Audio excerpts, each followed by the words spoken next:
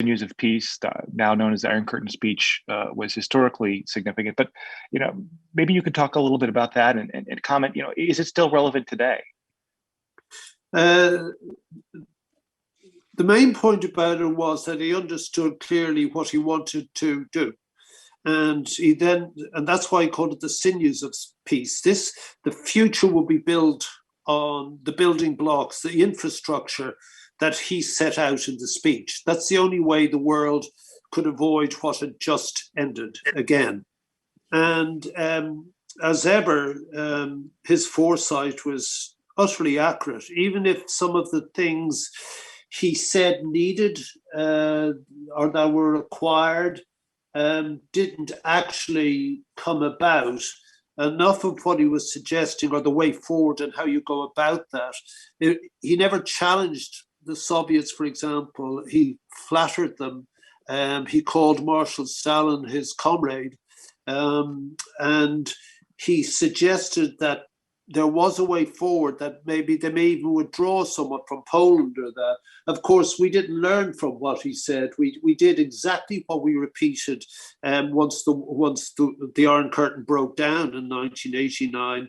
We promised the Russians that we wouldn't encroach upon their sphere of interest. And we, of course, rushed right up to the border with Russia again, which probably damaged forever the prospect of any sort of trust between ourselves or the advent of democracy in that country. So this was a very insightful speech, born from a long lifetime of experience, certainly. But I think it took Churchill a long time to get there. He made so many mistakes as a young man and as a young politician. He was almost in a hurry to try for that destiny he felt he was born for. And, I think it's a commonplace to suggest that he was trying to validate his father, a brilliant young man who died too soon. But on his way to that, he made many mistakes. And in Fulton, after his great triumph, but also after his mistakes, he sort of brought it all together at a vital world moment. Where do we go from here? There was great fear. How does this all pan out? And, him and George Marshall more or less laid out the future for the next 40, 50 years. And it was laid out pretty perfectly, exactly as it would pan out at the university. Would pick up on a few things Bob said. Well, everybody remembers it as the Iron Curtain speech, of course. And so, you can't escape that. And number one, the importance was the announcing, really, the Cold War in the next 45 years. I mean, he became a prognosticator, a prophet, if you will, in predicting that, particularly when you look at it in hindsight. And he clearly drew the battle lines, there's no question, between the West and the Soviet Union, and the separation of the East and West, and all that, and that's what everybody remembers, and rightly so. But when I was reading this speech many years ago, I realized that was actually just a small part, and it was really more about it was really a statement of peace and stability. The title of the speech, "The Sinews of Peace," and the avoidance of war. And I thought, it was interesting because the key messages are sometimes buried behind this warning. And like, for example, the special relationship. The UK wasn't necessarily the global leader coming out of the war, but it was a very valuable alliance between the UK and the US. And he talked a lot about that, the reaffirmation of and the enhancement, really, of that special relationship. And, as I recall, talked about kindred systems of society, and what else did he talk about? The English speaking world and the understanding that we have and the communication that the two countries have in facing up to whatever the dangers may be. In this case, honestly, the Soviet Union and Russia. The other thing was that, as Bob was just saying, he laid the seeds for European integration. And it was pre-NATO, pre-UN, all that. But he clearly had a vision for the necessity of Europe to become unified in some way in order to confront, again, the dangers that may exist. What was the quote I love? The only thing worse than fighting with your allies is fighting without them. Yeah, he was great with words, as we know. Another message is strength. And he talked about Russia's respect for strength and Soviet Union's respect for strength and its disrespect for weakness. And I thought that was a very important message, but peace from strength and the national interest of Russia being able to understand that. So I thought there was actually quite a few messages in the speech, besides the warning, of course. Contrary to the sort of image that now surrounds the man, like he was a walking aphorism machine. You know, I mean, most of the quotes attributed to him, just you don't have a lifetime to be able to, you know, be so smart. You know, like he wasn't Oscar Wilde II, who used to spend days honing the exact mot juste. But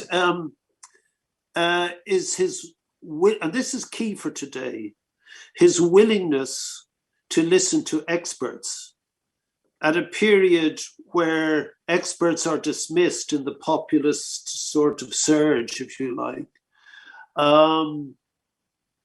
During the war, and I spoke to this was a while ago now, someone who obviously was not at the central table, but was central to the central table.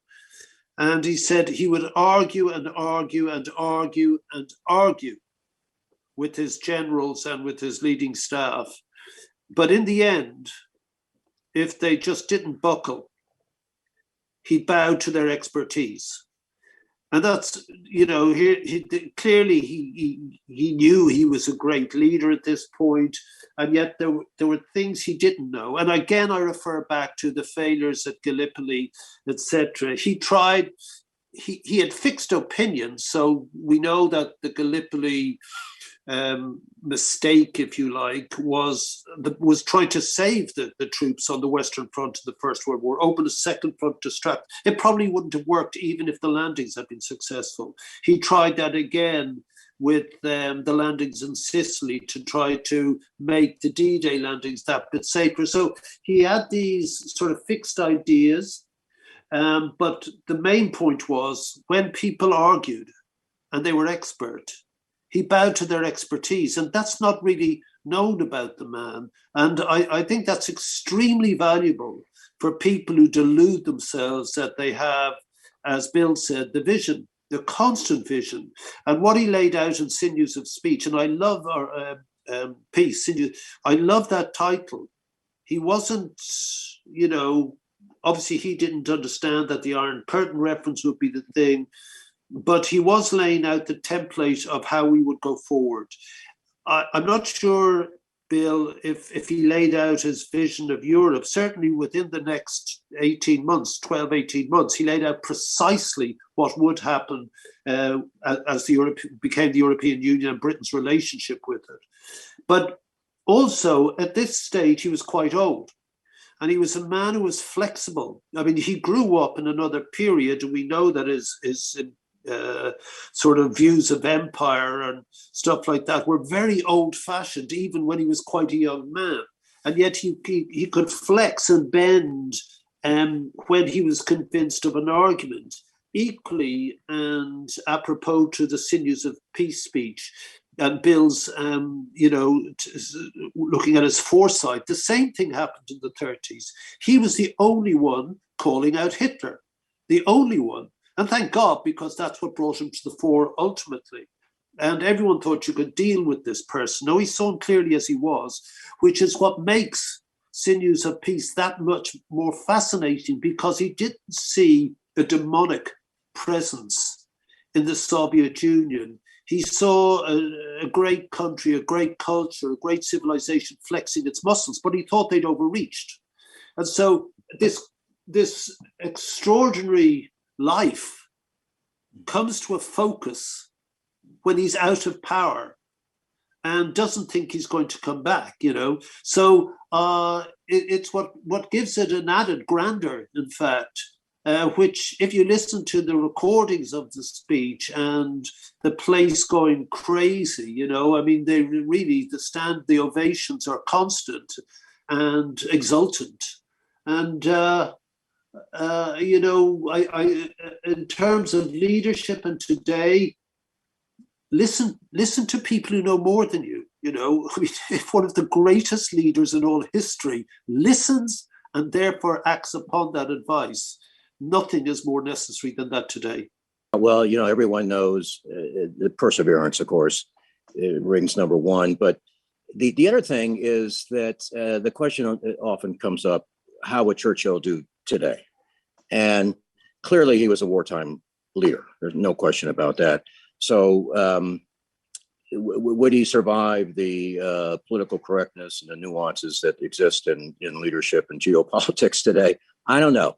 But he certainly had some amazing character traits that would, I think, translate to today. Again, perseverance is one. But, the other one is communication. And Bob was talking about it a bit. I love that walking aphorism phrase. I wrote that down, Bob. He was the master of the soundbite. He could probably beat Trump on social media, certainly with Twitter. And he mobilized the English language, as we all know, in that great quote. But I think he was a great communicator, and you certainly that certainly comes in handy in today's world. He was a futurist, and with his vision, and Bob and I have both talked about that. Some things many people don't know, how he predicted warfare, really, and the scale of warfare, and missiles, and things like television and air warfare. So he was definitely a visionary, and that's unusual, particularly today. So he was a futurist. He was a visionary. He was also, I think, very inspiring, again, with his wordsmithing. And what else? I mean, again, the soundbite, the Iron Curtain, that has really stuck with us. So I tried to copy him. I came up with, because of my experience with MTV, that the Iron Curtain has turned into the red carpet. And I thought about doing this outside because I think you both know that I have a section of the Berlin Wall outside, inscribed by Gorbachev as saying that music is more powerful than missiles. So, all these sound bites, they kind of work. The final thing I'll say, which is probably also not known by many, is that he was a romantic. So over my shoulder, if you can see it, if you can make it out, Tim, you may recognize magnolia. And magnolia was Clementine's favorite flower. And he would snip a magnolia, allegedly, flower, and put it by Clementine's bedside once a week. And that, I think, shows a different side to him. Now, they did sleep in separate bedrooms, so let's put that aside. But I think he had a romantic side to him. He had an empathetic side to him. And I think that's, another tribute to his multi-dimensional personality. Well, to Bill's point, I mean, I think everybody knows that about him.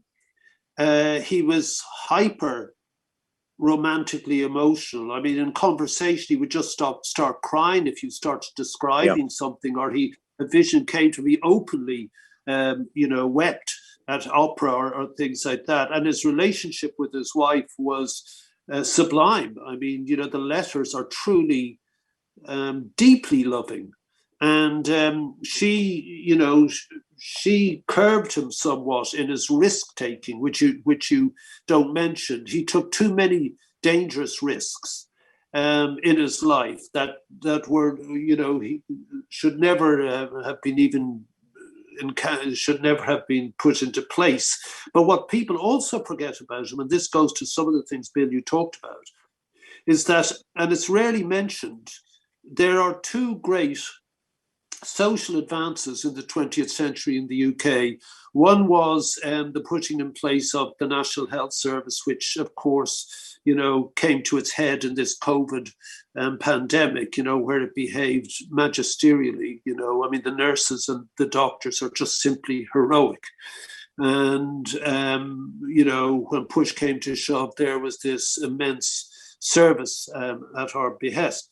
But the other thing that happened was around in the 1920s, Churchill was the first to introduce national insurance so that every single worker, and his speech from that is absolutely brilliant, every single worker, it doesn't matter who you are, should be given the benefit of insurance, because he'd seen in the coal strikes, etc., what happened to workers when they were out of work or they were injured.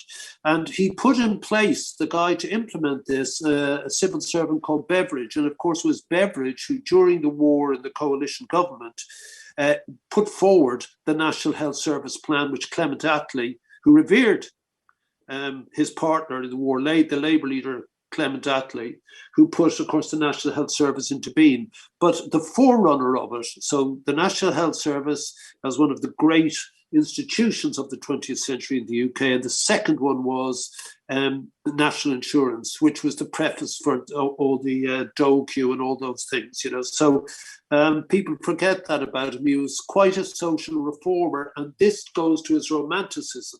And people think he was the son of a toff and he behaved like that. Yes, on many levels, his imperial view, etc., etc. A completely odd character. I mean, we're seeking to rationalize someone down to our level. And it's not appropriate with Churchill. He's too much of a giant. And the greatest thing of all, in my mind, and what is the starkness of World War II, we absolutely are secure that this war had to be fought, that this was a great evil upon the world. And one person saw that because he was romantic. And you see in the two leaders, Hitler, a war leader, and Churchill, a war leader, one is so anti-human. He had no empathy for people. He was a sentimentalist, Glücklich, I think the German word is, for dogs and stuff like this. Children he could pet so long as other people had them. So long as the Goebbels had his children, he was happy. He bored people to death with his lack of language, with his lack of empathy. On the other hand, and directly opposite, you had a guy who adored women, who slept until late in the morning and woke up with a glass of champagne, smoking his cigars, and loved eating. He loved opera. He loved watching movies endlessly. He loved stars. He loved painting. He loved getting out and building brick walls to keep himself busy and stuff. You had someone so engaged with being human and life. And so here's life, this big, fat, drinking, thinking, writing brilliantly geezer. And on the other, you had this boring, dull, anti-human, characterized by a lack of empathy that could allow millions upon millions to die without a flicker. It's such an extraordinary contrast that in history it will just be, it'll last forever. And that's, again, why he seems to shine out. Of course, the Times brought forth Roosevelt, probably America's greatest president, Stalin, etc., de Gaulle. But of them all, as a fascinating character, Churchill trumps the lot. Life versus anti-life, human, inhuman. Yeah. Listening to Sir Bob describe him, as odd and a giant and had idiosyncrasies and, all the rest. Reminds me a little bit of you, Bob. Yeah, I'd be a great war leader, Bill.